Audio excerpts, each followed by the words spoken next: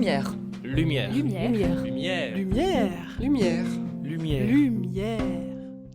Lumière sur les biofilms avec Sofiane Elkirat-Chatel du LCPME. Il y a des mots qui sont trompeurs. Par exemple, biofilm. Pour le commun des mortels, comme moi, on se dit « Ah, il y a des films qui sont fabriqués de façon bio ». Non, rien à voir. Les biofilms ne sont pas nos amis. Ce sont des communautés microbiennes adhérant aux surfaces qui sont très difficiles à éliminer et représentent des préoccupations majeures en matière de santé et d'économie.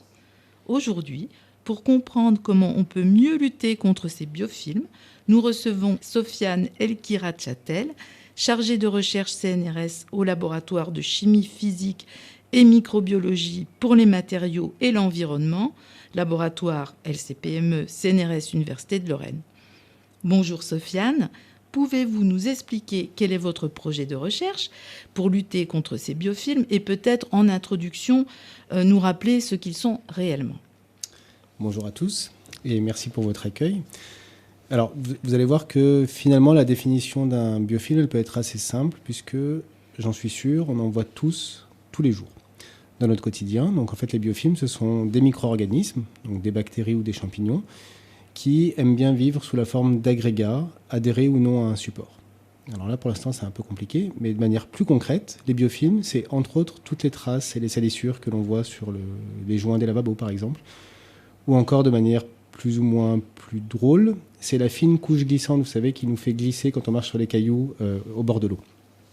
Alors, tous les biofilms ne sont pas forcément dangereux. Au contraire, certains ont des effets bénéfiques dans certains procédés industriels, par exemple, pour produire des molécules, ou encore notre flore digestive. Ce sont des biofilms bénéfiques à notre santé. Mais il est vrai que les biofilms contaminants sont difficiles à éradiquer et qu'ils peuvent avoir des impacts négatifs majeurs lorsqu'ils représentent par exemple le tartre sur notre plaque dentaire ou lorsqu'ils infectent du matériel médical, et là c'est bien plus important. En fait, vu au microscope, un biofilm c'est une communauté de microbes qui adhèrent ensemble grâce à une substance qu'ils sécrètent eux-mêmes, et en fait cette communauté va leur permettre de réguler différents paramètres tels que leur croissance ou la réponse à des stress externes. Donc pour les microbes, c'est un avantage de vivre sous la forme de biofilm, et c'est certainement ce qui explique que les microbes sont les organismes qui sont les seuls à avoir pu coloniser l'ensemble des environnements terrestres. Donc il est très difficile d'éliminer ces biofilms lorsqu'ils sont déjà installés, et c'est pourquoi nous au laboratoire on vise des approches qui vont essayer d'éliminer les biofilms aux étapes initiatrices de leur formation. Alors justement, vous parlez de vos recherches au laboratoire. En quoi elles sont innovantes par rapport à d'autres recherches qui sont faites ailleurs ? Alors l'une des voies que l'on explore est basée sur une approche bio-inspirée. L'idée, c'est de tirer parti de ce que la nature a déjà mis en place pour répondre à une problématique scientifique qui est ici celle des biofilms contaminants. En fait, on peut considérer la nature comme un super laboratoire qui aurait testé au cours des millions d'années d'évolution différentes stratégies et pour en sélectionner finalement la forme la plus efficace. Donc, nous, on sait que les biofilms sont très récalcitrants et difficiles à dégrader. Et pour avoir une approche bien inspirée, la première question à se poser, c'est quel autre composé récalcitrant on connaît et pour laquelle la nature a déjà une solution. Cet autre composé, c'est la cellulose de la paroi des plantes. En fait, la cellulose est très difficile à dégrader et pourtant, certaines cellules, au cours de l'évolution, ont développé des structures que l'on appelle des nanomachines ou des cellulosomes, qui sont de véritables broyeurs à cellulose pour qu'elles puissent s'en nourrir. D'ailleurs, cette stratégie de nanomachine anticellulose a déjà été utilisée dans l'industrie pour produire des biocarburants à partir de cellulose de plantes. Donc l'idée dans ce projet, c'est d'utiliser à notre avantage les années de recherche de la nature, au cours de l'évolution, pour produire et copier ces nanomachines. Et finalement, comme nous, la cible n'est pas la cellulose, on va les y orienter contre les biofilms. Donc ce que l'on a fait, c'est qu'on a détourné et imité ces cellulosomes, et on a remplacé les enzymes qui dégradaient la cellulose, c'est-à-dire les molécules qui grignotent la cellulose, par des enzymes qui vont dégrader le biofilm. Et le but à terme, c'est d'obtenir une nanomachine anti-biofilm que l'on pourra greffer sur des substrats d'intérêt, des supports d'intérêt, que l'on veut protéger contre la contamination. Alors, pour réaliser tout ça, quelles sont vos méthodes, vos outils ou instruments de travail ? Alors le travail sur les biofilms implique nécessairement qu'on utilise des méthodes de microbiologie. On a tous en tête l'image de Pasteur. Alors les outils de microbiologie ont bien évolué depuis. Cependant, ce qu'on utilise, nous, c'est des méthodes qui vont nous permettre d'évaluer la viabilité et surtout l'efficacité de ces surfaces antimicrobiennes pour voir si les bactéries sont effectivement tuées lorsqu'elles entrent au contact de nos surfaces protégées. Par contre, ces travaux de recherche qui peuvent sembler très appliqués ne peuvent pas être découplés de travaux en recherche fondamentale. Très concrètement, il est impossible d'imaginer avoir une stratégie bio-inspirée et d'imaginer copier la nature si on n'a pas une compréhension fine et précise de toute l'organisation de ces structures naturelles. Donc pour ça, on a besoin de recherche fondamentale et de savoir ce qu'on veut imiter. Et de la même manière, il faut bien comprendre ce contre quoi on veut lutter. Donc pour ça, on a aussi des thématiques de recherche qui visent à mieux comprendre comment est-ce que les micro-organismes adhèrent à un substrat et comment est-ce que les biofilms se forment. Donc ça, c'est plutôt de la recherche fondamentale. Et donc, on va identifier de nouvelles cibles. Et également, dans ces travaux, j'utilise un instrument principal qui est le microscope à force atomique, qui va nous permettre de scanner et de sonder la surface d'un échantillon pour en obtenir sa topographie et son organisation moléculaire.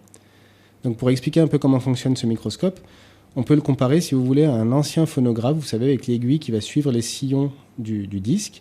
Sauf que dans ce microscope, l'aiguille ne va faire que quelques atomes à son apex. Il va permettre de sonder et d'imager des objets d'1 milliardième de mètre, c'est-à-dire 1000 fois moins que le diamètre d'un cheveu. Enfin, pour les outils que j'utilise, je voudrais préciser que tous ces travaux ils sont possibles uniquement grâce à nos soutiens et au financement qu'on a obtenu par l'Agence nationale de la recherche sur un projet jeune chercheur qui est appelé SCASIM. Et donc ça, il faut bien se rendre compte aussi que ce n'est pas des projets qu'on peut faire seul dans son coin. Pour ce travail, on collabore avec différents laboratoires et j'ai aussi le soutien de mes collègues au LCPME. Est-ce que vous travaillez avec toutes les bactéries qui peuvent exister ou pas ? Alors, effectivement, on utilise on va parler d'espèces bactériennes ou de souches bactériennes. On utilise plusieurs espèces bactériennes parce que pour nous, ce qui est important dans une stratégie anti-biofilm, pour qu'elle soit que son application soit pérenne, il faut qu'elle puisse faire face à différents types d'organismes et différents types de contamination. Cependant, c'est impossible d'étudier toutes les bactéries possibles puisque la diversité dans la nature est quasiment infinie. Donc nous travaillons principalement sur des bactéries qui sont impliquées dans des problèmes de santé humaine, avec cependant quelques restrictions, puisque nous, au laboratoire, au LCPME, nous avons un laboratoire de type L2, et pour travailler sur des bactéries hautement pathogènes, il faut disposer d'un laboratoire L3 ou L4, et ça, il n'en existe qu'un petit nombre en France et à l'international. Dans quel domaine vos recherches donc pourront-elles être appliquées ? Alors, comme je vous l'ai dit, les biofilms sont partout. C'est le mode de vie qui a permis de coloniser tous les environnements terrestres. Donc, ils peuvent poser des problèmes dans différents domaines, industriels, la santé. Mais cependant, la stratégie bio-inspirée que l'on propose ici, son coût et sa mise en œuvre font que probablement son application ne sera compatible que pour la protection de matériel médical tel que des pansements, des prothèses ou des instruments chirurgicaux. C'est déjà pas mal, hein.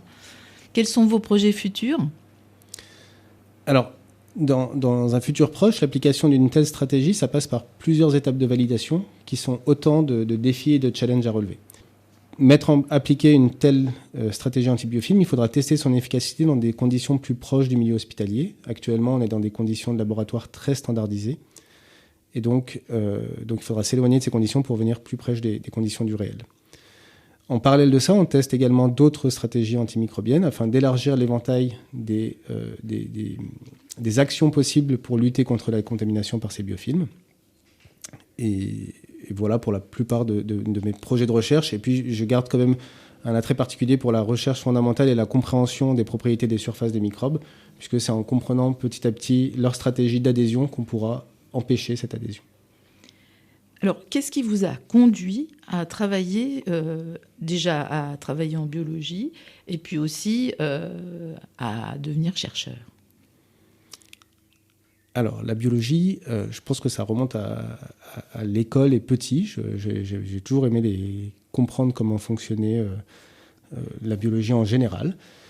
Et ensuite, je dois quand même faire un coucou et un salut et un remerciement à mes mentors tout au long de ma formation, puisque j'ai toujours eu de très bons encadrants en stage, et puis même mes enseignants en SVT au lycée m'ont toujours donné le goût pour la compréhension des phénomènes biologiques. Et donc ça, depuis mes premiers stages et ensuite ma formation en thèse et mon post-doctorat, à chaque fois j'ai été encadré par des personnes qui m'ont vraiment donné le goût de la recherche. Ils m'ont motivé pour ce métier. C'est un parcours du combattant à certaines étapes. Et donc c'est ça qui m'a... Et j'espère actuellement que maintenant, avec les jeunes que je reçois au laboratoire, j'arrive aussi à leur transmettre ce goût pour le métier de la recherche. Merci. On suivra de près l'évolution de cette recherche et puis la vôtre aussi. C'était Merci. Merci beaucoup. Lumière sur les biofilms avec Sofiane Elkirat-Chatel du LCPME.